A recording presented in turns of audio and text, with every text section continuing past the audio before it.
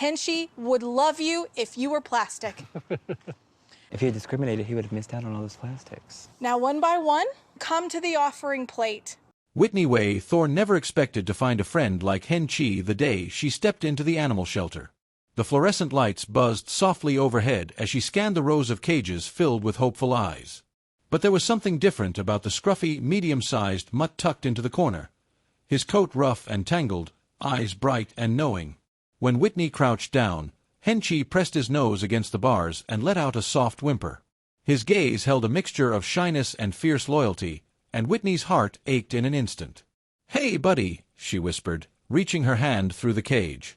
Henchi nudged her palm gently, and in that small, quiet moment, an unspoken promise was made. He wasn't just a rescue dog. He was a companion. Life with Henchi was a dance of discovery. The dog quickly adapted to Whitney's rhythm, lazy afternoons lounging on the couch, spirited evening walks around the neighborhood, and those spontaneous moments where Whitney would break into an impromptu dance routine, Henchi watching with head tilted, tail wagging. Henchi wasn't perfect.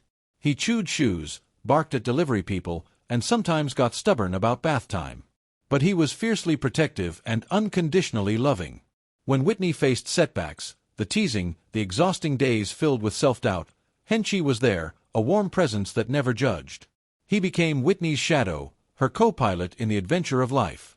Through highs and lows, Henchi's steady companionship was a constant reminder. She was never alone. The first hint that something was wrong came in the quiet of a rainy Tuesday morning. Henchi, usually so lively, lay listless on the living room rug, eyes dull.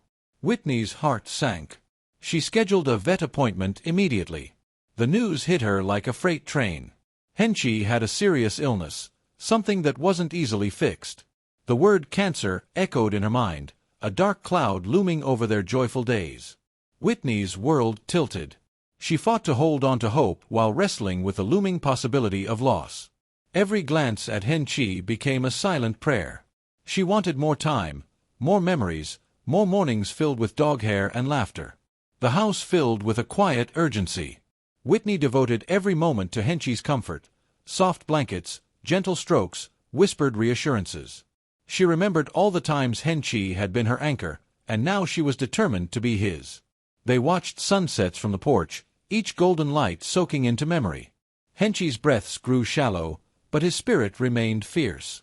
Whitney held him close during those fragile nights, feeling the warmth of his love beneath the weight of impending goodbye.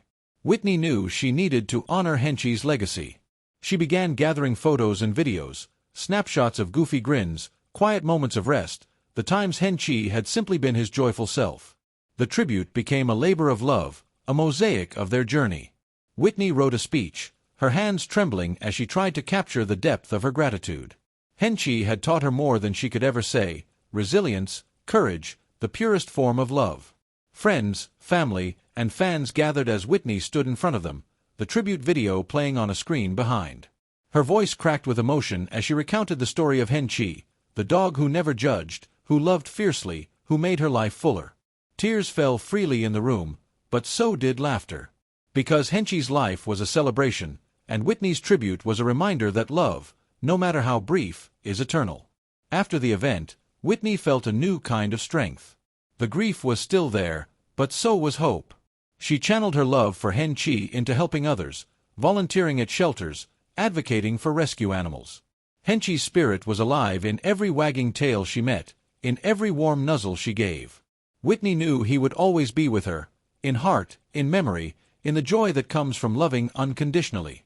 Sitting in her quiet home, Whitney watched the tribute video one last time. Henchi's face smiled back at her, forever young, forever her best friend. "Thank you," she whispered, a single tear tracing down her cheek, "for teaching me how to love so fiercely." And in that moment, Whitney knew that while Henchi was gone, his love would carry her forever.